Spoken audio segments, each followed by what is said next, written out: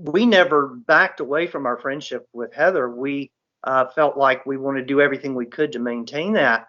We found out in our meeting with Jordan and Ellen back a few weeks ago that Jordan was aware that there was tension there. There obviously had been talking about us there that made Jordan aware that things weren't as they ought to be. And yet we never had a sit-down conversation in the past year about any hurt feelings or any strained relationships or anything like that. So, here's a lesson, folks.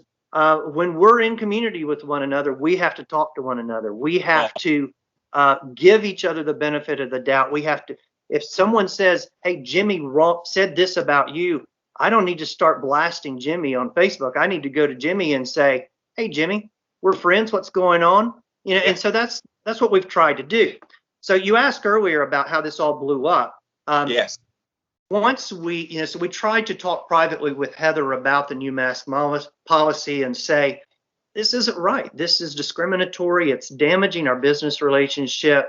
And by the way, you're not enforcing this equally. I mean, there are other vendors that are not following the policy. They're not being given written warnings. They're not being told you can't, you've got to do this or you can't come back.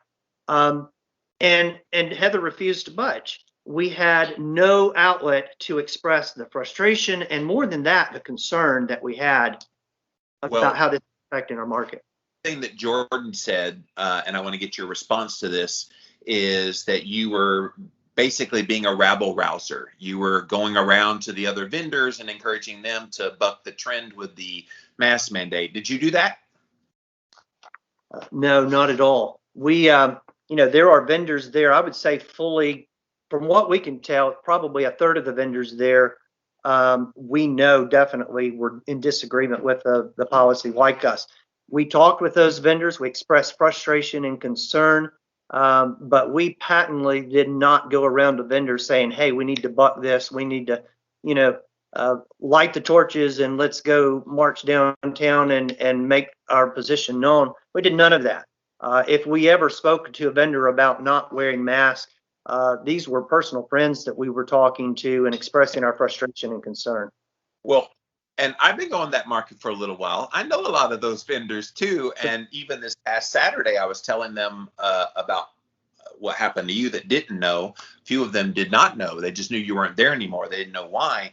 And so I started talking to them and I said, this is why. And they're like, oh my God, like there's a lot of split there. And Jordan's like, well, I hate that this happened because we're losing customers, which is ostensibly people that support you, and then some of the vendors are a little bit upset. And I'm thinking, okay, but you got to make this right.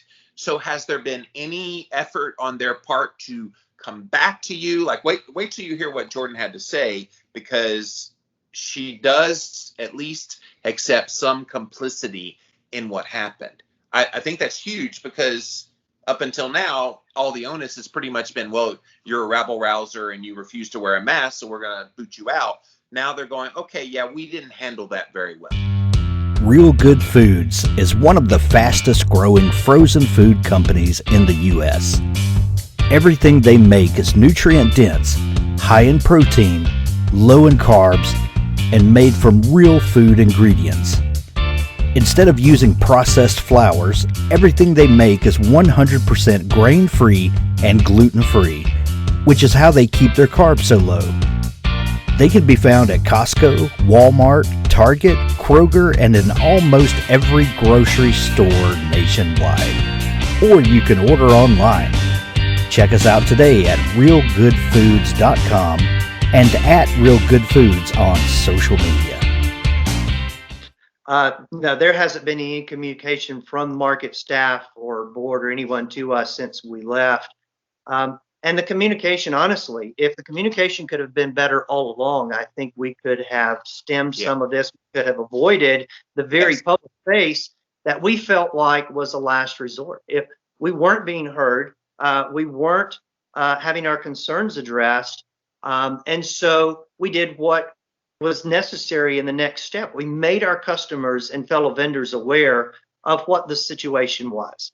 We sought an audience privately with Heather numerous times before we ever went to Facebook to broaden that scope. Jordan was out of the country during those couple of weeks and not reachable. We did reach out to the head chairman of the board, Ellen Carty, with our concerns, and she referred us back to Jordan to follow that proper chain of command with problems. But obviously, we couldn't address them there because she was out of country.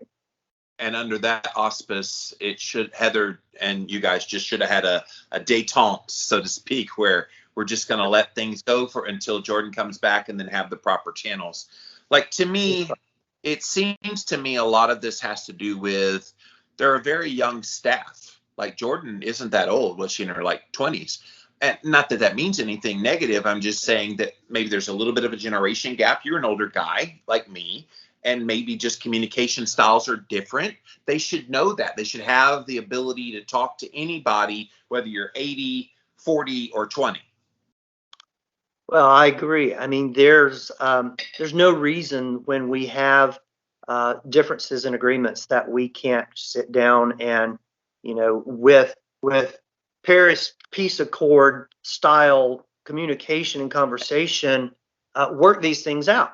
It has, and we have expressed that all along. We didn't want to leave this market. We certainly didn't want to harm our fellow vendors and the overall effectiveness of the market. In fact, on our Facebook post, we had a couple customers say, "Well, I support you. I'm never going back there." And we're like, well, let's back up. This is not what the goal is. This isn't about us and we're picking sides and we're going to then go have this pugilistic contest to see who's going to win. This is about healing our community and figuring this out. We just weren't given the chance to do that and really didn't feel like we had the audience that cared about doing it.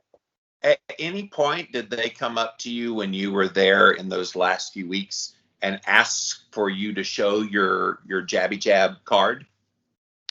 So the way it worked, we had an email on, I believe it was June the 27th, where Heather said, everyone's going to be required to, May the 27th, everyone's going to be required to, yes, that's it, May the 27th, either show proof of vaccination or continue to wear a mask. Heather was not at the next market. I believe she was on vacation. Jordan was there. And we did notice Jordan walking around and talking to vendors, not privy to what that conversation was. She never came and spoke to us a single time, and we didn't wear the mask. We had determined we were not going to. Nothing was said to us that entire market. The following market, which was June the 5th, Heather came to us at the very beginning of the market and said, "Hey, you need to wear a mask. Here's one if you don't have one." And I said, "Heather, we've already had this conversation privately. We're not going to wear the mask. We feel like it's not right for us to do it for various reasons." Nothing else was said to us that day. And at the end of the market, she handed us a written warning where she claimed in this written warning that you're seeing here on the screen that not only were we disregarding the mask policy, but we were creating a toxic environment. This was the first we had had from Heather about any toxicity coming from us. In fact, if you look at our emails back and forth during the last few weeks, and virtually every email, Heather says, "We would like to have you back at the market. This is, we're not trying to get rid of you." And yet the decision was made. Jordan told us in the meeting that they just felt like we had been hurtful in the things we said to them, and they couldn't trust us, and we were harming the market and their relationship with sponsors and so forth. All the while, where Heather, who is our contact, is saying, "We want you to come back to the market. You just have to follow the policy." Right. Bear in mind, guys, he was one of the original vendors at this market. Like, when they first opened and had been there week after week after week, participated in all their little events and everything. Like, you guys have been stalwarts for 7 years. It's not like you're some Johnny come lately. The Johnny come lately, quite frankly, is the staff. Like, Jordan, the lady that I interviewed, sweet girl, but she's only been there a couple of years. And Right. So, like, they should give you the benefit of the doubt, should have given you the benefit of the doubt, but they did not.